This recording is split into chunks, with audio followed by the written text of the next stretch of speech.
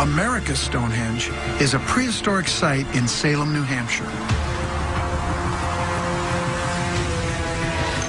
The owner says the stone structures here date back 4,000 years. I got a call from his son, Kelsey. He's discovered a solar alignment, an example of archaeoastronomy that he wants me to see. Just like at Stonehenge, someone placed standing stones, large vertical rocks, in a circle. The placement is key. When viewed from the center of the site, each standing stone lines up with the sun on important days of the year. The solstices, the longest and shortest days, the equinoxes, when the sun is on a level plane with the Earth's equator, and the cross-quarter days, which fall midway between them. This is the summer solstice sunrise stone. So on summer solstice, the sun basically just rises right over there, right over the stone, just kind of comes at a diagonal, and it just kind of tracks across the sky. And then on sunset, it just comes right over to right over here. Summer solstice sunset stone there.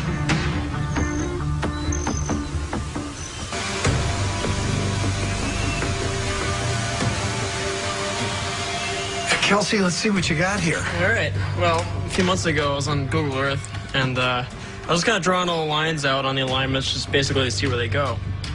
As I was drawing one out on the summer solstice sunrise alignment, I kept taking out further and further, and I noticed one over Nova Scotia and Newfoundland. And kind of a northeast direction. Right, yeah. And then as I took it over, I noticed it went right over in England. And I thought that was kind of interesting, so I kept zooming in further and further. And I noticed went through Stonehenge. What? It's going all the way over towards Stonehenge. Not only does it go just through Stonehenge, it actually goes right through one of the triathlons at Stonehenge. Wait a minute. Through one of the triathlons at Stonehenge? That's right. From America's Stonehenge? Stonehenge is the most well-known megalithic site of all time.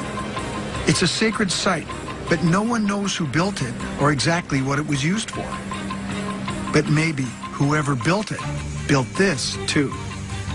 That's amazing, but I see this line continues off to the east. Where does that go?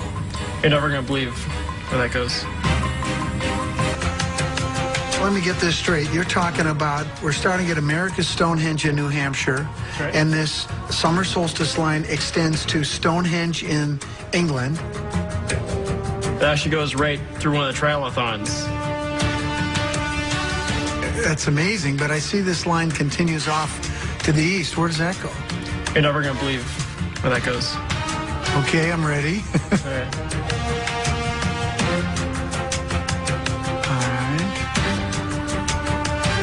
So it starts going over towards the Mediterranean. Yeah. You're kidding me. Yep, it goes right through Beyrouth. Are you sure that's right? I double-checked it. Beirut, Lebanon? Well, that's the ancient home of the Phoenicians. Okay, you realize what this means.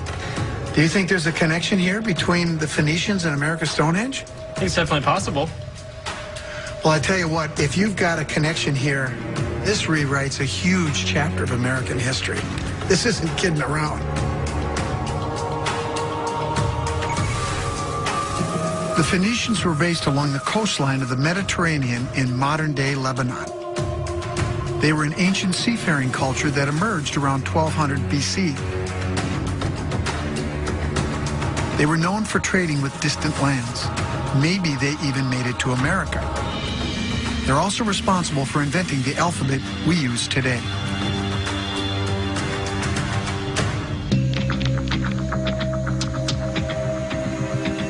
We do have one more thing that ties this site into the Phoenicians. It turns out Kelsey's dad has a stone from the site. It has a carving on it, maybe some kind of ancient message.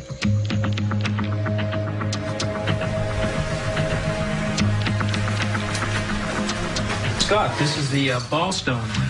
It was found in 1964. What does it say? Well, it says, to Baal, on behalf of the Canaanites, this is dedicated. The Canaanites, from the land of Canaan. That's right. That's what they used to call themselves, but everybody in the region called them the Phoenicians. They got all over the known world at that time, and many people believe that they made it over here to North America. And there are many examples of possible Phoenician writings all the way from Maine down to Brazil. Well, I tell you what, if this is indeed a Phoenician inscription, you've really got something important here. Absolutely. I mean, together with the alignment that you found, you're talking about an incredible site, an incredible discovery.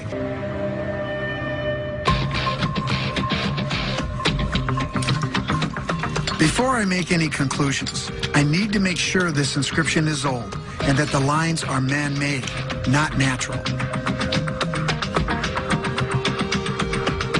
By using a 3D microscope, I can see how deep the grooves go and if the inscription has been weathering for a long time. What I want to do is I want to focus on this groove right here, which I numbered as number 3. Groove number 3, and that corresponds to this groove right here. This is about 4,000 microns from the highest point down to the deepest point. This one clearly is a man-made groove. It looks like it here. It looks like it here. I can already tell many of these marks that make up the inscription could be centuries old, and there's no doubt they were deliberately made. Because it references the Canaanites, I have to consider the Phoenicians, but I need to know more. Is there anything else here that you might have that possibly could tie this site to the Phoenicians? Well, there is one more thing. It's actually up on that site. We call it the sacrificial table. Sacrificial table? Yes. Well, I'm not going anywhere until I see that.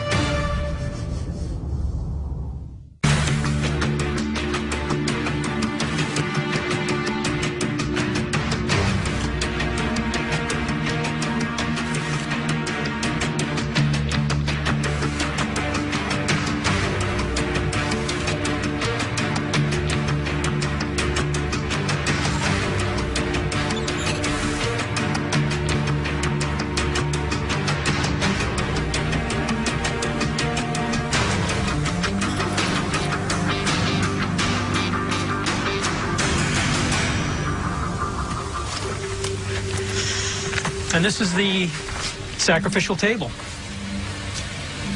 This? Do you think there was really human sacrifices here? And we believe the sacrificial table could have been used for human or animal sacrifice. That indicates a lot of weathering has gone on here. This is wetting and drying, freezing and thawing, and there's been a lot of loss of material on the surface, which indicates significant age. And I think this could probably be used as a weathering clock. I see significant weathering here that appears to be consistent with the astronomical alignments that we saw, with the structures that are here, which indicate that this is a very old place. I'm glad I came to investigate this site.